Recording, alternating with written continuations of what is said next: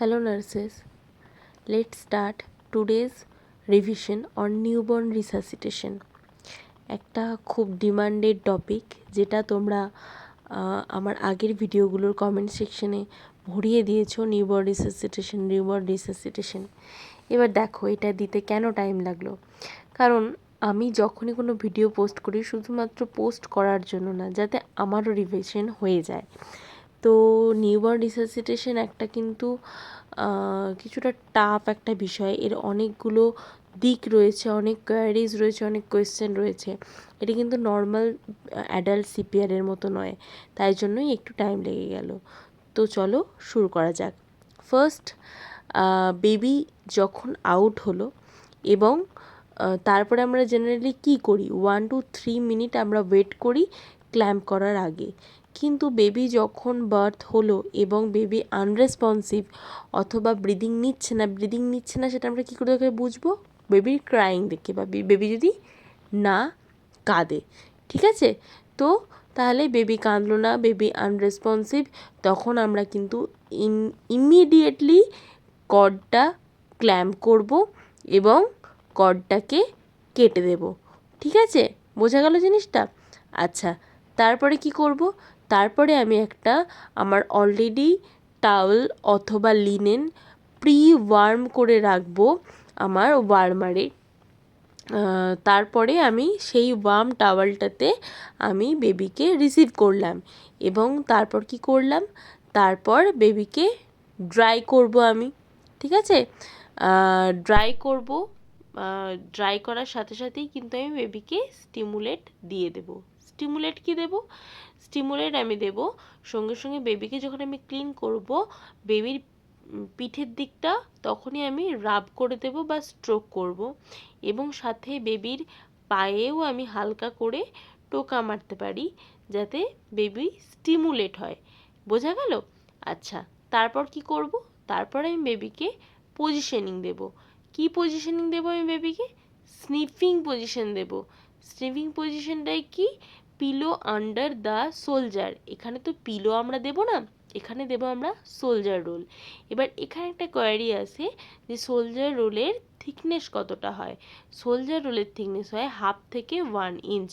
ওকে, আচ্ছা, এটা আমি বেবির ঘাড়ের নিচে দিলাম, মানে সোলজারের নিচে দিলাম এবং তারপরে বেবির এয়ারওয়েটা যাতে ওপেন হয়। তারপর কি করব আমি? তারপর আমি বেবিকে সাকশন করব, ক্লিয়ার দ্য এয়ারওয়ে, যদিও না বেবি না কাঁদে তখন।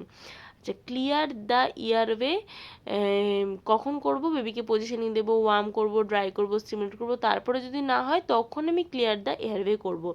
আচ্ছা, এখানে একটা কথা বলে নিই, ক্লিয়ার দ্য এয়ারওয়ে বা সাকশনিংয়ের একটা মেথড রয়েছে। কি? প্রথমে mouth then nose. Why first mouth then nose? দেখো, এটা মনে রাখার একটা সহজ উপায় হলো এম তারপরে এন। তো ফার্স্টে mouth, M for mouth, then N for হচ্ছে নোজ। আচ্ছা, এখানে কি করব? এখানে আমি প্রথমে মাউথটাকে ক্লিয়ার করব। কেন? আচ্ছা, নর্মাল বেবির রিফ্লেক্স থাকে স্নিজিং রিফ্লেক্স। নোজে যদি আমি একটা সাকশন ক্যাথেটার ঢোকাই, বাচ্চা স্নিজিং রিফ্লেক্স হবে, তো বাচ্চা হাঁচবে। এবার মুখে যে মিউকাসটা জমে আছে সেটা তখন কি হবে? বাচ্চার গলায় চলে গিয়ে বাচ্চার চোকিং হয়ে যেতে পারে। তাই জন্য ফার্স্টে আমরা মাউথ ক্লিয়ার করব, দেন আমরা নোজ ক্লিয়ার করব। ক্লিয়ার হলো? আচ্ছা, তারপরে কি করব? তারপর আমি বাচ্চাকে আবার রিপোজিশন দেব, আবার একবার সিটিং পজিশনটা দেব যাতে বাচ্চার এয়ারওয়েটা আর একটু ক্লিয়ার হয়। ঠিক আছে, ওকে, রিপোজিশন আমি দিলাম বাচ্চার এয়ারওয়ে ক্লিয়ার করার জন্য। আচ্ছা, এরপর আমি কি করব? এরপর আমি চেক করব বাচ্চার হার্ট রেট। বাচ্চার হার্ট রেট আমি কি করে চেক করব? এপিক্যাল পালস থেকে আমি বাচ্চার হার্ট রেট চেক করব এবং বাচ্চার হার্ট রেট চেক করার সাথে সাথে আমি দেখব বাচ্চা গ্যাসপিং করছে অর বাচ্চা অ্যাপনিয়া। এই যে এপিক্যাল পালসটা আমি কি করে চেক করব? আমি অস্কালটেট করব। ওকে, কি দিয়ে? স্টেথোস্কোপের বেল দিয়ে আমি অস্কালটেট করব ফর 6 সেকেন্ডস। এই 6 সেকেন্ডটাকে আমি 10 দিয়ে মাল্টিপ্লাই করে দেব বা গুণ করে দেবো, তার মানে কিন্তু আমার বেরিয়ে যাবে পার মিনিটে আমার হার্ট রেট কত হচ্ছে। ঠিক আছে, আচ্ছা, এপিক্যাল পালস চেক করলাম। এরপরে চেক করবো যে বাচ্চা গ্যাসপিং করছে নাকি অ্যাপনিয়া। গ্যাসপিং করছে, মানে হচ্ছে খাবি খাচ্ছে, খাবি খাওয়ার টাইপের করছে, নাকি অ্যাপনিয়া হচ্ছে। যদি নো হয় তখন আমার রুটিন কেয়ার চলে যাবে। আচ্ছা, যদি বাচ্চা গ্যাসপিং করে তখন কি হবে বলো তো? তখন কিন্তু একটু আলাদা হবে ব্যাপারটা। যদি গ্যাসপিং করে অথবা যদি আমার লেবার ব্রিদিং দেখি, মানে কষ্ট করে করে বাচ্চা শ্বাস নিচ্ছে অথবা সায়ানোসিস হয়ে যাচ্ছে, তখন আমরা কি করব, আবার একবার সাকশন করব এবং তার সাথে সিপ্যাপ মেশিন লাগাবো এবং তারপরে পোস্ট রিসাসিটেশন যা কেয়ার সেটাকে দেবো। আচ্ছা, বাচ্চার হার্ট রেট যদি 100 বিটস/মিনিটসের কম থাকে তখন আমরা কী করবো, তখন আমরা পিপিভি দেবো। What is PPV? PP means হচ্ছে পজিটিভ প্রেশার ভেন্টিলেশন। তার সাথে আমি SpO2 মনিটরিং করব। আচ্ছা, পিপিভির প্রেশারটা কত থাকে? ব্যাগ মাস্ক ভালভটার 35 to 40 সেমি H2O। ঠিক আছে, ক্লিয়ার হলো? আচ্ছা, এই পিপিভিটা কীভাবে দেবো? 40 থেকে 60 ব্রিথস পার মিনিট। যেহেতু আমি 30 সেকেন্ড দিচ্ছি তার জন্য আমি 20 ব্রিথস দেবো। ওকে, ক্লিয়ার হলো? আচ্ছা, এর সাথে সাথে কিন্তু আমি SpO2 মনিটরিংটাও করে নেব। SpO2 মনিটরিংটাও আমাদেরকে করে নিতে হবে। ঠিক আছে, বোঝা গেল? আচ্ছা, এরপরে SpO2 মনিটরিংটা আমরা কি দেখে বুঝবো যে বাচ্চার SpO2 কত হচ্ছে না হচ্ছে? আচ্ছা, তার আগে একটা কথা বলে নিই, এই যে 30 সেকেন্ডের ব্যাপারটা, এই যে বাচ্চা আউট হওয়ার পর থেকে ক্ল্যাম দ্য কর্ড, তারপরে worm, dry, stimulate, positioning, reposition, অত দূর অবধি কিন্তু 30 সেকেন্ড। ঠিক আছে, ওই 30 সেকেন্ড আমরা ওই 30 সেকেন্ডের মধ্যে আমাদেরকে এই সমস্ত কিছু চেক করে নিতে হবে। তার মানে বোঝা যাচ্ছে কতটা স্পিডে কাজটা করতে হয়। দেখো, তাই জন্য কিন্তু এটাকে আমরা গোল্ডেন 1 মিনিট বলে থাকি, কারণ এতটাই স্পিডে করতে হয়, আদারওয়াইজ বাচ্চা এক্সপায়ার করে যাবে। এবং তারপরে পিপিভি দেবো আমরা 30 সেকেন্ড, তাই টোটাল হয়ে গেল 60 সেকেন্ড। বোঝা গেলো? এরপর SpO2টায় আমরা যাব। SpO2 ফার্স্ট মিনিটে SpO2 কত থাকে বাচ্চার? 60 to 65%, এবং তারপরে প্রত্যেকটা মিনিটে বাচ্চার SpO2 5% করে বাড়তে থাকে। যেমন হচ্ছে 2 মিনিটে কী হয়, 65 থেকে 70% হয়, 3 মিনিটে হয় 75%, আর 10 মিনিটে 85 to 95%। বড়দের মতো কিন্তু এদের SpO2 অলওয়েজ 95%-এর অ্যাভাব থাকে না, যেহেতু বাচ্চার লাংসটা চুপসে থাকে, তাই জন্য বাচ্চার জন্মের সঙ্গে সঙ্গেই কিন্তু SpO2টা 60 to 65% থাকে। আচ্ছা, এবার কি করব? আচ্ছা, SpO2 মনিটর করলাম, এরপর দেখা গেল যে আমার হার্ট রেটটা লেস দ্যান 100 বিটস/মিনিট হয়ে গেল 30 সেকেন্ড পিপিভি দেওয়ার পরে। ঠিক আছে, তখন আমরা কি করব? তখন আমরা দুটো জিনিস চেক করব। আবার আমরা এপিকাল পালসে চেক করে হার্ট রেট চেক করব। যদি আমার হার্ট রেট 100 বিটস/মিনিটসের কম না থাকে, যদি বেশি হয় এবং বাচ্চা কাঁদে, তখন আমরা কি করব? পোস্ট রিসাসিটেশন কেয়ার করব। ঠিক আছে, আমার রুটিন কেয়ারের মধ্যে পড়ে, বা বাচ্চাকে SNCU রেফার করব, এই জিনিসগুলো করব। কিন্তু যদি হার্ট রেট আমার 100 বিটস/মিনিটসের কম হয়ে গিয়ে থাকে, তখন আমি কী করতে হবে? Take ventilation corrective step. Ventilation corrective স্টেপটা কি?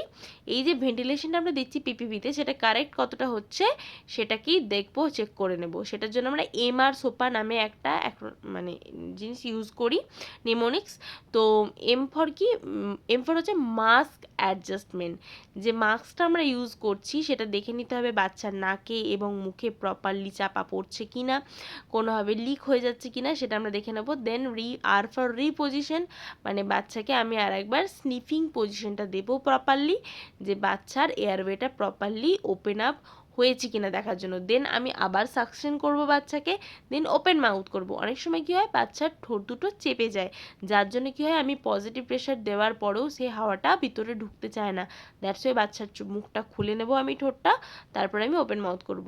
দেন কি প্রেশারটা বাড়াবো। এই যে আমি বললাম যে প্রেশার কত থাকে পিপিভির ব্যাগের 35 to 40 সেমি H2O, তাই তো? এবার প্রেশারটা আমি বাড়াবো কী করে? নর্মালি কি হয়, নর্মালি প্রেশারটা আমি ব্যাগ মাস্ক ভালভের ব্যাগের উপরে প্রেশারটা ডিপেন্ড করে। ব্যাগটাকে আমি যতটা প্রেশারে প্রেস করব ততটা আমার প্রেশার যাবে। এবার এখানে প্রেশার বাড়ানো মানে কি হবে, আমি জোরে প্রেস করব যাতে প্রেশারটা হায়ার যায়। তারপরে কি অল্টারনেটিভ এয়ারওয়ে ইউজ করব। ওরোগ্যাস্ট্রিক আছে, ন্যাজোগ্যাস্ট্রিক আছে, এছাড়াও মেনলি ওরোগ্যাস্ট্রিক আমরা ইউজ করি, সরি ওরোফ্যারেঞ্জিয়াল, ন্যাজোফ্যারেঞ্জিয়াল, আমি ভুলভাল বলছি একটু, ওরোফ্যারেঞ্জিয়াল, ন্যাজোফ্যারেঞ্জিয়াল এবং তার সাথে ল্যারেঞ্জিয়াল মাস্ক, এগুলো আমরা ইউজ করে থাকি। আচ্ছা, যদি তারপরেও হার্ট রেট 60 বিটস পার মিনিটের কম থাকে, তখনই আমরা chest compression with PPV start করব 3:1 অনুপাতে। অ্যান্ড চেস্ট কম্প্রেশনের একটাই শর্ত, হার্ট রেট আমার 60 বিটস পার মিনিটের কম থাকবে, ঠিক আছে? তখন আমরা চেস্ট কম্প্রেশন দেব উইথ পিপিভি 3:1 অনুপাতে। এটা কিভাবে দিই? এটা আমরা দিই ইন এভরি 2 সেকেন্ডস দেব। আর চেস্ট কম্প্রেশন কী করে করবো? আমার বুড়ো আঙুলে করে অথবা দুটো আঙুলে করে এভাবে দিতে হবে। কোথায় দেবো? লোয়ার 1/3 অফ দ্য স্টারনামে আমরা এরমভাবে প্রেস করব। আমি আর একটা বুড়ো আঙুল দিয়ে দেখাতে পাচ্ছি না, যেহেতু ফোনটা ধরে রেখেছি। দুটো বুড়ো আঙুলকে এরকমভাবে ধরে লোয়ার 1/3-এ আমাকে প্রেস করতে হয়, ঠিক আছে? এরকম 3টে প্রেস করব এবং তার সাথে একটা পিপিভি দেব, ঠিক আছে? পিপিভিটা এবার কীভাবে দেবো? ইন এভরি 2 সেকেন্ড, 2 সেকেন্ডের মধ্যে আমাকে 3টে চেস্ট কম্প্রেশন উইথ একটা পিপিভি দিয়ে শেষ করতে হবে। তার মানে বোঝা যাচ্ছে কতটা স্পিডে হবে, যেহেতু এটা 30 সেকেন্ড ধরে আমরা দেব। এবার তারপরেও যদি আমার হার্ট রেট 60 বিটস পার মিনিটসের কম হয়, মানে 30 সেকেন্ড আমি পিপিভি উইথ চেস্ট কম্প্রেশন দেওয়ার পরে আর একবার পালস রেট চেক করলাম, যেটা এপিক্যাল পালসে অসকালটেট করে, তখন দেখলাম যে হার্ট রেট আমার 60 বিটস পার মিনিটের কম হলো। তখন আমি কি করব? তখন আমি আইভি এপিনেফ্রিন দেব, ঠিক আছে? ওকে, তখন আমি আইভি এপিনেফ্রিন আমার দেব। আইভি এপিনেফ্রিনটা দেওয়ার যে শর্তটা, সেটা হচ্ছে যে ফার্স্ট আমি চেস্ট কম্প্রেশন দিলাম, ফার্স্ট টাইম চেস্ট কম্প্রেশন আমার দেওয়ার পরেও কিন্তু কি দেখা গেল, হার্ট রেট আমার 60 বিটস পার মিনিটের কমই হচ্ছে, তখনই শুধুমাত্র আমি আইভি এপিনেফ্রিন দেব। আর এখানে আইভি রুটেও দিতে পারি অথবা ইটি টিউব যদি করা হয়ে গিয়ে থাকে ইন বিটুইন, তাহলে আমি ইটি টিউবের রুটেও দিতে পারি। এবার আইভি এপিনেফ্রিনের ডোজটা আমরা জেনে নেব। আইভি এপিনেফ্রিনের ডোজটা কি? আইভি এপিনেফ্রিনের ডোজটা হচ্ছে আমার 0.01 to 0.03 mg পার কেজি অথবা 0.1 to 0.3 ml পার কেজি, ঠিক আছে? আমি কিন্তু এখানে এমজিতে এবং কেজিতে দুটোতেই তোমাদেরকে বলে রাখছি, যাতে তোমরা দুটোই মুখস্থ রাখতে পারো। এইটা হচ্ছে 0.01 to 0.03 mg পার কেজি অথবা 0.1 থেকে 0.3 ml পার কেজি। এখানে আইভির এপিনেফ্রিনটাই কিন্তু প্রেফার্ড রুট, এন্ডোট্র্যাকিয়াল টিউবের থেকেও আমার আইভি রুটটাই প্রেফার্ড রুট। কেন? কারণ এখানে ড্রাগের অ্যাবজর্পশনটা জলদি হয়। আচ্ছা, আর যদি আমার আইভি সাইট না পেয়ে থাকি, বাচ্চা যদি ইটি টিউব ইনসার্ট করা থাকে, তখন কিন্তু আমি ইটি টিউবের মাধ্যমেই দেব, ঠিক আছে? তখন কি হবে? তখন আমার ডোজটা একটু বেড়ে যাবে। ডোজটা কি হবে তখন? 0.05 to 0.1 mg পার কেজি অথবা 0.5 থেকে 1 ml পার কেজি। এবার আমাদের কাছে যেই এপিনেফ্রিন সাপ্লাই থাকে সেটা থাকে 1:1000 অনুপাতে, কিন্তু আমাদেরকে দিতে হবে 1:10,000 রেশিওতে এপিনেফ্রিন। তাহলে এটা আমরা কি করে প্রিপেয়ার করব? এটা আমরা প্রিপেয়ার করব, একটা 1 ml এপিনেফ্রিন নেব এবং তার সাথে বাকি 9 ml এনএস মেশাবো এবং তারপরে সেখান থেকে যতটুকু পরিমাণ দরকার, মানে ওই যে 10 ml একটা প্রিপারেশন তৈরি হলো, সেটা থেকে আমার যতটুকু দরকার 0.1 ml অথবা 0.3 ml সেটাকে আমরা নেব এবং সেটাকে দেব থ্রু হুইচ ভেন? আম্বাইলিকাল ভেন। আচ্ছা, পিপিপির জন্য প্রিটাইমের জন্য আমরা 0 সাইজের মাস্ক ইউজ করি এবং টার্মের ক্ষেত্রে 1 সাইজের মাস্ক ইউজ করি ব্যাগ মাস্ক ভালভের জন্য। তো এটাই হচ্ছে আমার নিউবর্ন রিসাসিটেশন। যদি কোনো কোয়ারিজ থাকে তোমরা কমেন্ট সেকশনে কমেন্ট করতে পারো। Thank you so much.